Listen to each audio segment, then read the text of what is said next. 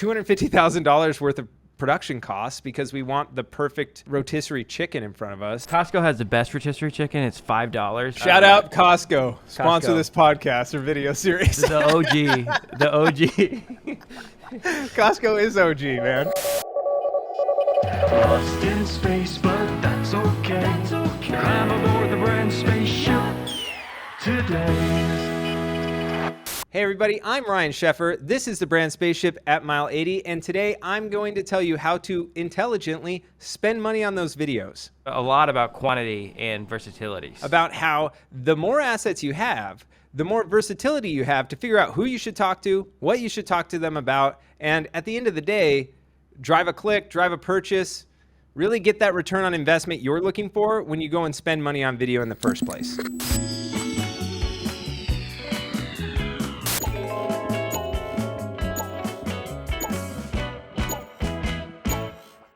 When you go into production, you shouldn't assume I have $250,000.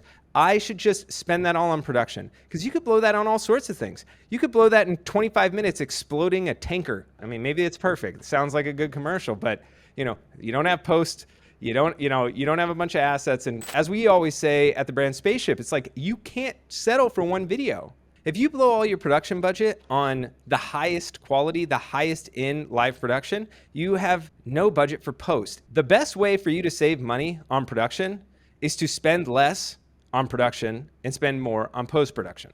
Let me break this down. Let's take a big round number. Let's take $100,000. We can spend that easily on the live production itself, or do the reverse. And this is what we talk about. It's like, go in the opposite direction. Where do you want to be? Okay, you want to be on TikTok. You want to buy some ads for pre-roll on YouTube. You want to be on every one of your social pages, and they all have different resolutions, all this stuff. It's like, okay, great. Let's talk about all the assets we need to deliver. Then let's back in to one main video that services all those assets. And from there, to ensure we can maximize the amount of assets that can be created in post, when we paint the picture of what that front end asset should be, that main asset should be, let's do it as cheaply as possible.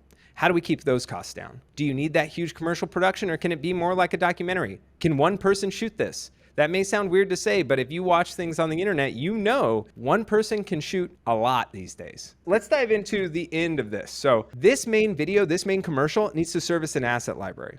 Within that main video that we're going to shoot, how many scenarios can we build out? How many different pieces of a puzzle for this creative campaign can we craft? So what does that look like? It means when it's all said and done, everything you shot, everything you created, is it just for that one video? Or can it make a whole campaign's worth of video? Can it make 100 videos? Can it make a whole year's worth of videos?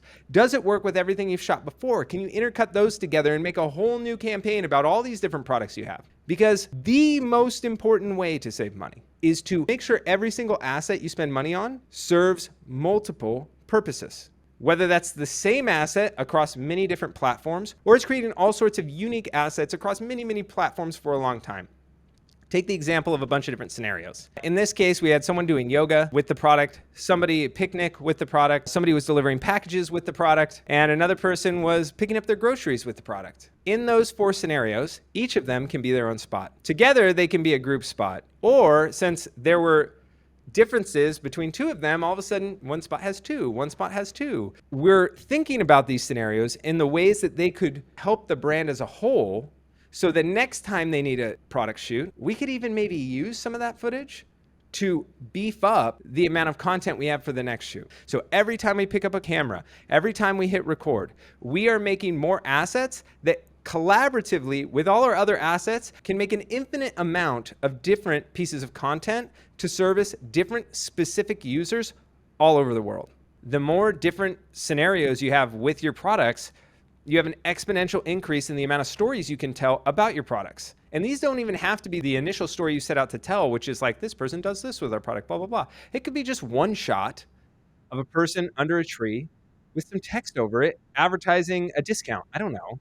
But again, we're of the belief that your money should be put to use on what you need at the end, which is actually assets. As an overall strategy, the blocks method that we speak to is a desire to not just make a campaign, but to build an asset library where each campaign adds more and more assets to this big online database of all sorts of pretty pictures and sounds and images and animations that you have that act like Legos so that you can put them together in different ways. And the more you have, the more options you have. It's very obviously better with one simple analogy, which is, are you more likely to find the woman of your dreams if you go on 3 first dates or 500? Everyone knows the answer to this. And man of the dreams, woman of dreams, and none of this matters. But the point is, in the case of marketing, it works the same way. If we're married to the first spot we get or the first 3 spots we get, well, we're married to those results. The more budget we set aside for more assets, for more first dates, the more options, the more chances we have to get right. It is very simple outside of our very narrow-minded perspective on commercials to realize that having more of something gives us a greater chance of that thing being correct, successful, winning. I am very, very confident that we can 10x at a very, very minimum, 10x high quality assets for a client at the same price as a big budget company. Within the blocks method, you're talking 10x that default. That's my strong belief. From there, when you start to talk about different resolutions, aspect ratios, copy, it can be 1,000x. It can get there very, very quickly when you default to figuring out ways to increase the amount of content that you have. There are lots of options. Let's say you're still not believing me this is a good idea. Okay, here's my suggestion.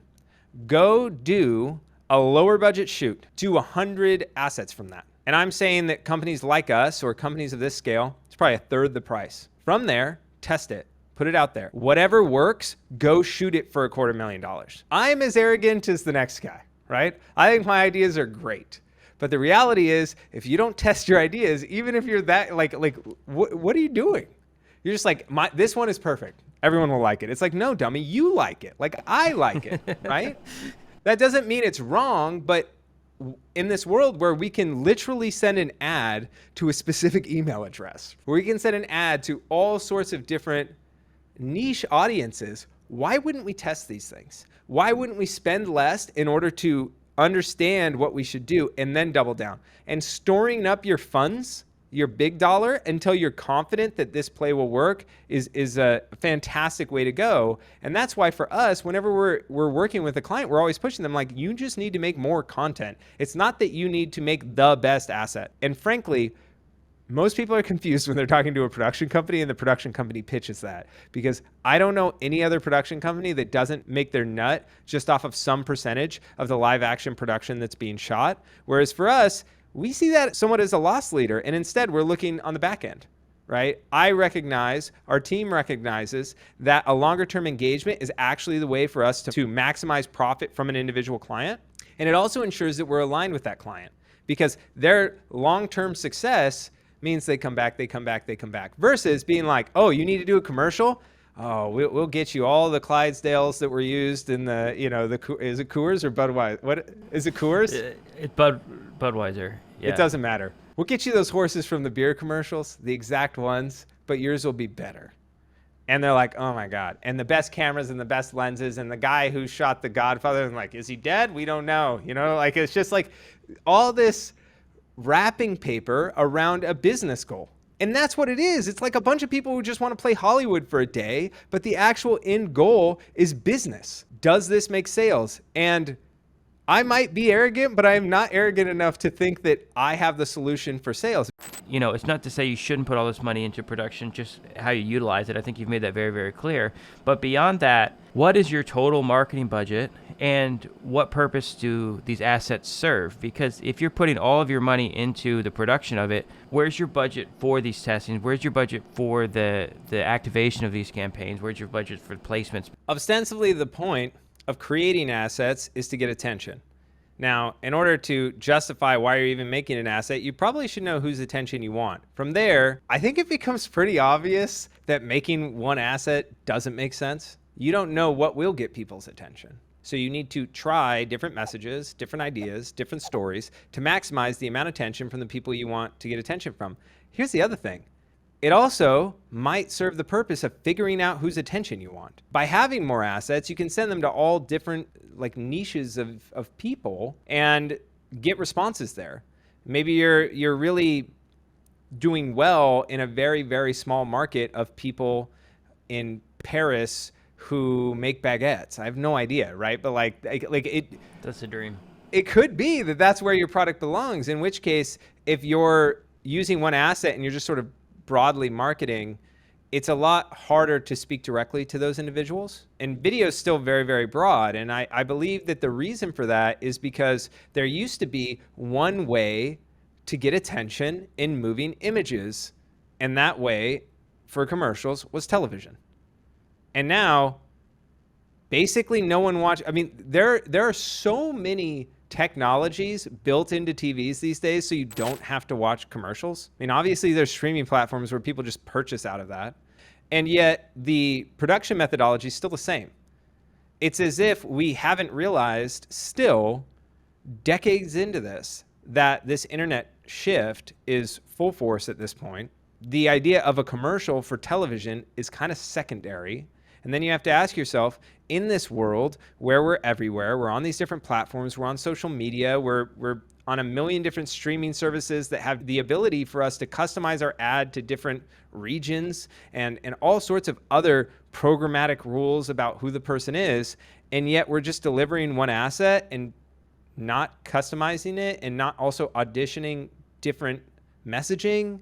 It's very, very weird to me that this is even a conversation people have to have or a message I have to say to people. It's completely possible if we keep the cost of creation down for us to personalize to a degree that would blow people's minds. And it also gives you additional budget to push outside of organic to get some of that boost from a marketing spend budget, right? I'll just straight up say this. I am not the expert on media buying, but I'm certainly smart enough to know that the more you can spend on that, the more chances you have to touch someone. You can do all sorts of things if we lower the cost of the creation and production. Versioning assets is a way in which we customize them to fit the person you want to speak to, and also to audition who you should speak to. And if we blow it all on 3 edits and $250,000 worth of production costs because we want the perfect rotisserie chicken in front of us and, you know, we want a beautiful tent with a servant, right? Like it's your fault. A lot of directors, though, they want to work in that world. For me, I don't care where I get in my career. I don't think I'll ever be sitting in a chair that says director and like smoking a cigar. It's more fun for me to go out and shoot. And it just turns out that the way I prefer to shoot aligns with where the market is going and saving brands money, which is why I hope if you're watching this, you'll call me and we will work together on your next brand campaign where I will push you. My team will push you to make more assets, not spend more money. We still want you to spend money because that's how we make money, but we want you to get a lot more assets for the same dollar. How good a spirit you're in for the fact that you are stranded in a shipping container in outer space. One of the most confusing parts of the show is that I am in a good mood despite being stranded inside a shipping container 80 miles from Earth. Yep. Just wanted to reiterate that you are very alone. In so many ways, you are alone, sir. But when you need to make videos and you call Mile Lady, you are not alone. We are here for you. And even though you shouldn't take a discounted space ride, we will discount your production in order to maximize the amount of assets you create. So long. Thank you. We'll be back soon. I've decided to do these until someone saves me. Thank you very much.